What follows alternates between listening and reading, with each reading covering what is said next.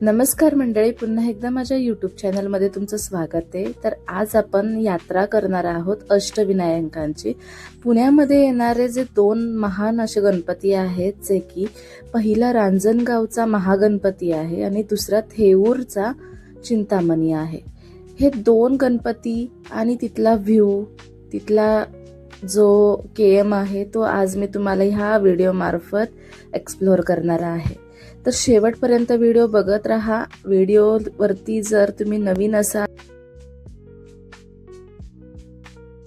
ला क्लिक करायला विसरू नका आणि चॅनलला सबस्क्राइब करायला पण विसरू नका, जसे की नवनवीन जे व्हिडिओज आहेत ते माझे तुमच्यापर्यंत पोहोचतील। तर आपला हा जो प्रवास आहे आजचा, तो पूर्ण 1 डे आहे, जो की सुरुवात केली होती आम्ही 11 वाजता। काळेवाडीच्या डीमार्ट पासून आम्ही जाणार आहोत डायरेक्ट पहिल्यांदा रांजणगावला। काळेवाडी ते रांजणगाव हा जो डिस्टन्स आहे हा 61 किलोमीटर अंतरावरती आहे आणि आपण थोडं थोडं थांबत जाणार आहोत, का तर आम्ही बाय रोड जात आहोत आणि तसेच 2 व्हीलरवरनं आम्ही हा व्हिडिओ एक्सप्लोर करतोय। त्यासाठी 61 किलोमीटर अंतर म्हणलं की खूपच लांब होतं, त्यासाठी तसंच आपल्याला आता जाताना पिंपळे सौदागर लागणार आहे, खडकी लागणार आहे, एरवडा लागणार आहे, तिथून पुढे वाघोली आहे, वाघोली नंतरनं शिक्रापूर आहे, नंतर लोणीकंद आहे आणि मग शेवटी तिथले 2 गावं सोडल्यानंतरनं येत आहे रांजणगाव। जसं की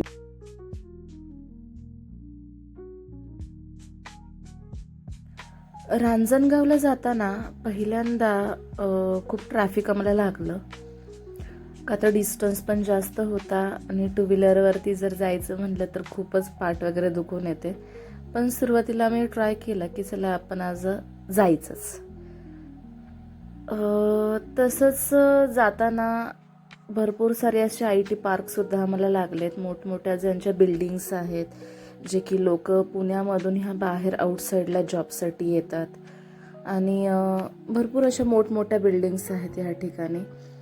शिक्रापूरमध्ये गेल्यानंतर ना तर असं वाटतं की एकदम गावातच आल्यासारखं, का तर तिथून पुढचा पूर्ण जो रोड आहे तो पूर्ण एकदम आपल्याला गावाकडची आठवण देतो।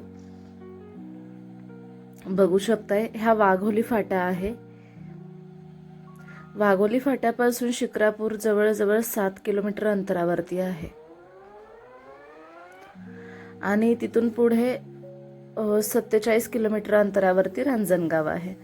म्हणजे बघू शकता तुम्ही की खूपच लांब आहे। आम्हाला वाटलं खूप जवळ असेल, म्हणजे 61 किलोमीटर जवळ आहे, ठीक आहे, पण तसं काही नाही, खूपच लांब आहे प्रवास हा।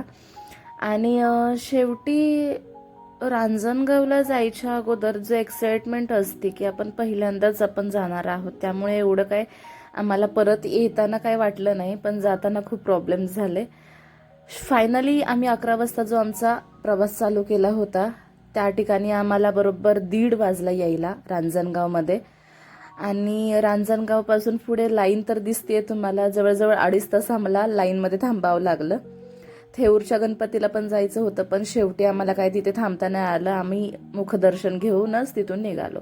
पण रांजणगावमध्ये आल्यानंतर 1.5-2.5 तास आम्ही थांबलो, पण नंतर इतकं सुंदर आतमध्ये त्यांचा जो मोठा गाभारा आहे, परत लोक आहेत, छोटं पार्क आहे लहान मुलांसाठी, मंदिर पण खूप सुंदर आहे। लाईन तर भरपूर मोठी होती, 2.5 तास म्हणजे काही जास्त नाही, आमचं जवळजवळ 2 टाइम गणपती आमचे झाले असते या ठिकाणी, पण जाऊ देत म्हटलं, फर्स्ट टाइम लाईन मोठी होती। काही लोक VIP पासनी पण जातात, पण आम्ही तसं काही केलं नाही, आम्हाला ते काही दिसलं नाही तिथे, पण म्हणून आम्ही लाईनमध्ये थांबलो।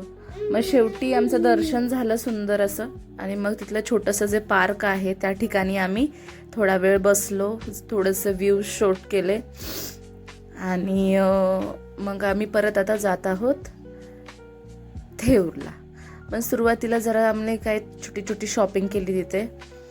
गणपतीच्या मंदिराच्या बाहेर हे छोटंसं पार्क आहे, ज्यावेळेस तुम्ही गणपतीचं दर्शन घेशीला त्याच नंतरनं पार्कमध्ये एंट्री आहे, तो शिवाय पार्क जाता येत नाही, फक्त आउट होता येतं, इन होता येत नाही। नंतरनं रांजणगावमधून आम्ही बरोबर 3:30-4 वाजता तिथनं निघालो आणि आता वाटेतच आम्हाला थेऊर लागत होतं, परतीच्या प्रवासालाच जाताना आम्हाला तिथून थेऊर लागत होतं. जसंच की मी सांगते की रांजणगावपासून 47 किलोमीटर अंतरावरती थेऊर होतं. मग तिथून आम्हाला लोणीकंद जे आहे, जो प्लेस आहे, तिथून आम्हाला राईट घ्यायचा होता, जो की तो रस्ता जातो आपला हडपसरला आणि थेऊर हडपसर इकडून जातो. मग फुरसुंगी ह्या ठिकाणी तो रस्ता जातो. मग बरोबर आम्ही तेच केलं. तिथून आम्ही लोणीकंदपासून राईट घेतला आणि आम्ही गेलो थेऊरला. थेऊर तिथून जवळपास 15 किलोमीटर होतं लोणीकंदपासून आणि रांजणगाव ते लोणीकंद हा 47 किलोमीटर अंतराचा प्रवास होता. खूप कंटाळा आला होता आणि तसा जो टाईम आहे तो आपले 6 वाजले होते ह्या मंदिरापाशी यायला. 6 वाजता आल्यानंतर ना मंदिराची तर खूप म्हणजे असा सीन जो आहे तो खूप सुंदर दिसत होता की मार्केट होतं, तिथे भाजीवाले होते सगळे, परत फळं विकणारे होते. बाकी मंदिर तर छानच आहे आतमधून, पण आम्ही फक्त इथे मुखदर्शनच घेतलं कारण की ह्या ठिकाणी खूपच गर्दी पण होती. परत लाईनमध्ये थांबणं एवढं पॉसिबल नव्हतं का तर आमचा मुलगा पण छोटा आमच्यासोबत होता. पण जो व्ह्यू होता तो खूपच सुंदर होता आणि आजचा प्रवास जो होता तो आमचा 1 डे खूप सुंदर असा झाला. शेवटी तुम्हाला आजचा व्हिडिओ जो आहे तो तुम्हाला कसा वाटला ते नक्की सांगा. चॅनलवरती जर तुम्ही नवीन असाल तर चॅनलला सबस्क्राईब करा, व्हिडिओजला लाईक करा, शेअर करा आणि बेल आयकनला क्लिक करायला विसरू नका. जसं की वेगवेगळ्या टाईपचे व्हिडिओ जे आहेत, जसे की व्लॉग आहेत किंवा ट्युटोरियल्स आहेत, ते मी ह्या चॅनलवरती दाखवत असते. रेसिपीजचे व्हिडिओसुद्धा मी ह्याच्यावर दाखवत असते. चॅनलला सबस्क्राईब करा. थँक्यू.